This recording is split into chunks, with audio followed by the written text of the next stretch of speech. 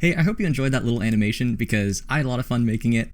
I'm Jonathan Lampo with cgcookie.com, and I just finished putting together this big course all about creating this specific character called Pothead that was originally concepted by former CGCookie crew member Tim Von Ruden back in the day, and we've always loved his character and style and attitude, and really wanted to bring him to life in 3D. So that's what we're going to be doing in this course, step by step, all the way from default cube to finished textured result.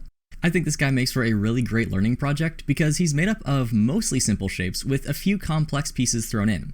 For example, the cutouts for his eyes and the holes on the pot on top of his head. To get them to look smooth and crisp even when using the subdiv modifier was a uniquely interesting challenge. Because he's a combination of hard surface but also stylized and rounded high poly shapes, you'll get a lot of practice working with things like booleans and subdivision surfaces and directing your polygon flow to make sure we don't cause any pinching. After we finish modeling, we'll also go through and unwrap everything so that we can add textures.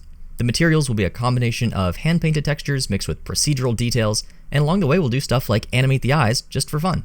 Oh, and I do plan on posting a video breaking down the teaser animation and how I rigged an animated Pothead as a bonus lesson, but it's not a focus of the course because it was already quite long.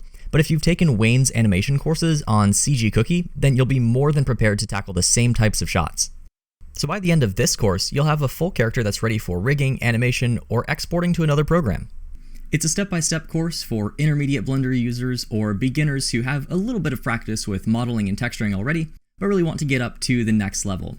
It's made up of 40 concise lessons, and that's broken up into 3 distinct chapters, and all of that comes in at just under 18 hours of instruction. So if you're ready to get in some good old-fashioned Blender practice while making a fun and unique character, check the link below. Head over to cgcookie.com and I'll see you there.